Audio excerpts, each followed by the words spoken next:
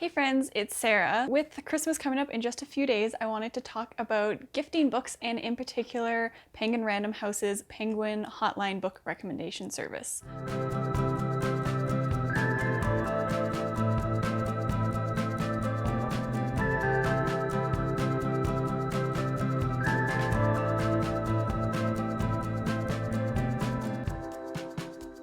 A little disclaimer, this video is not sponsored by Penguin Random House at all.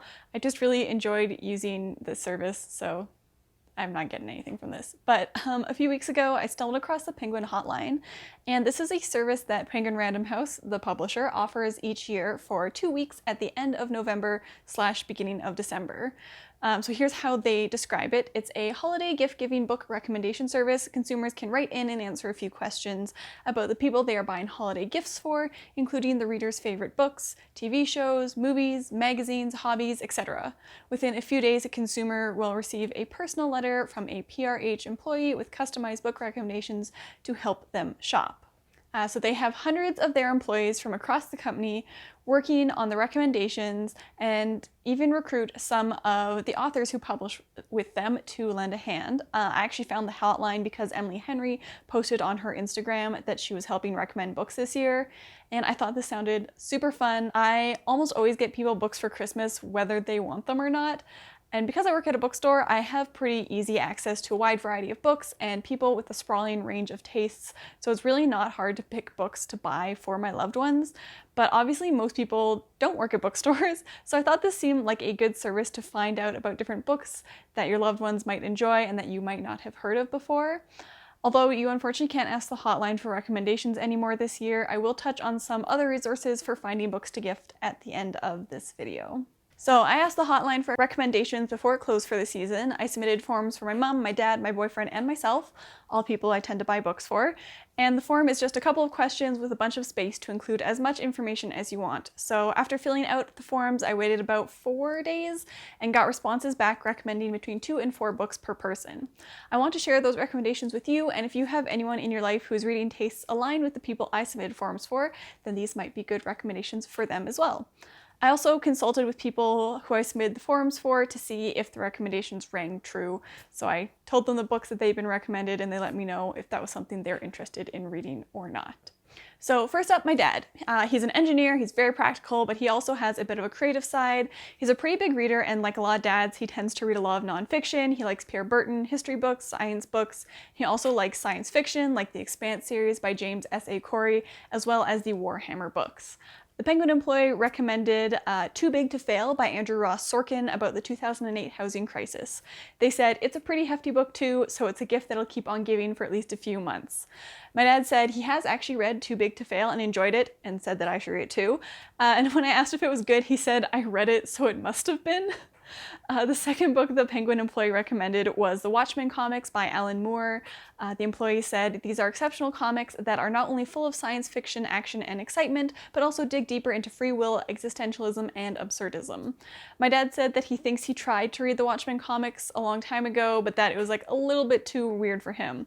So this was about a 50% success rate on the recommendations. I think that the description I gave might not have been detailed enough, and I think if I did it again, I would have included that he's currently into the Godzilla series on Apple TV. He really likes like action books and movies, and maybe a couple of examples of some of the nonfiction books he's enjoyed in the past. But the second person that I got recommendations for was my mom, who is a huge reader and loves horror, especially Stephen King, but also historical fiction, and especially Lisa C., and also reads pretty widely in general. I also mentioned that she really enjoyed the TV show Lessons in Chemistry on Apple TV. The first recommendation was for The Winter People by Jennifer McMahon. Penguin employee said that this is a horror novel that follows a woman's investigation into her mother's mysterious death in a small Vermont town, and has been compared to Stephen King's work. Though she hasn't read it yet, my mom did seem intrigued by this one. The second recommendation was The Nightingale by Kristen Hanna. This is a historical novel set in France in World War II that follows 2 sisters who are separated by the war. The employee said it's emotional and really pulls you in with its compelling characters. My mom has read The Nightingale and has actually recommended it to me several times before, so great recommendation there. And finally, the employee recommended The Island by Adrienne McKinty and described it as fast-paced and suspenseful. This will keep her busy busy during the cold winter months. It's about a family on vacation in Australia that gets trapped on an island with people who want to kill them. It's a survivalist novel in which the family must fend for themselves and sneak around to try and avoid capture. My mom had also read this one and quite enjoyed it, so 100% success rate on these recommendations. I feel like my mother is pretty easy to please. As I said, she reads very widely and, like me, gets into all sorts of different kinds of genres, so I feel like this was an easier ask than my father. He's a bit more particular with the kind of books that he likes to read.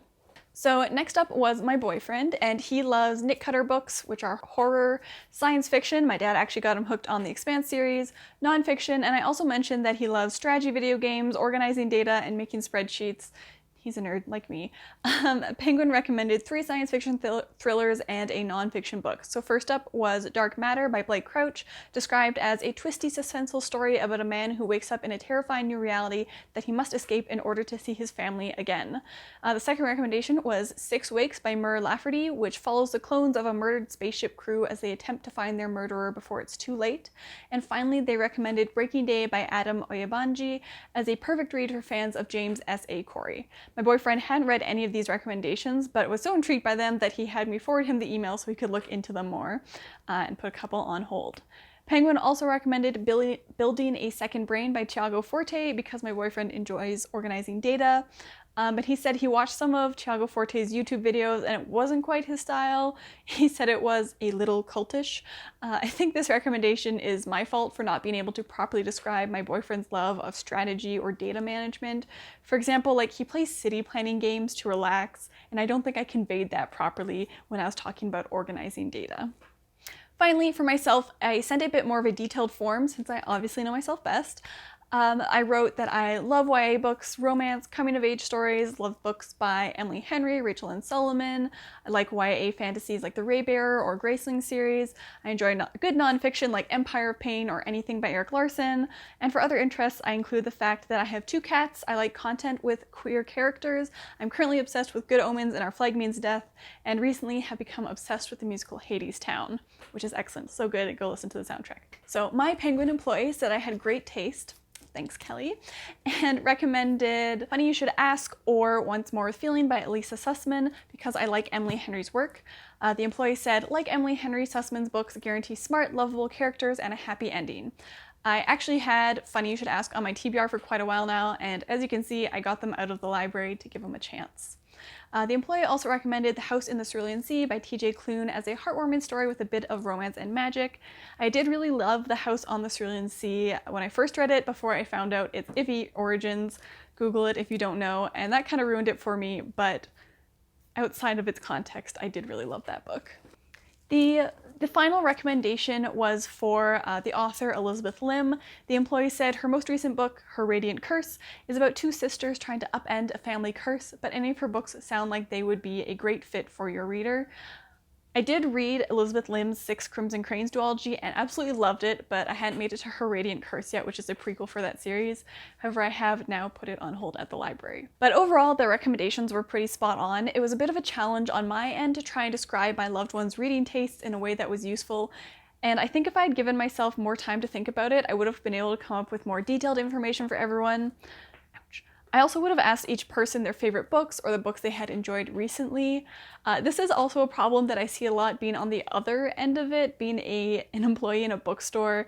I do get a lot of people looking for books for their loved ones, and they have a hard time describing what it is that the people they're shopping for actually want.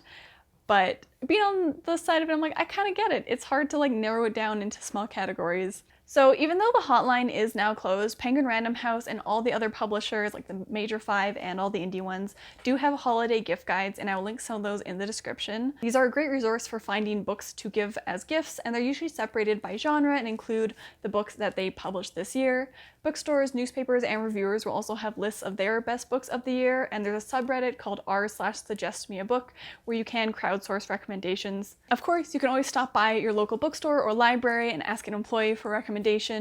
We're always trying to get people to read the books that we love, and we're happy to try and recommend something for you. How do you pick books that you recommend to people? Let me know down in the comments. Thank you so much for watching. Don't forget to like and subscribe, and I'll see you next time. Now go read a book. I'm going off script, we gotta stop that.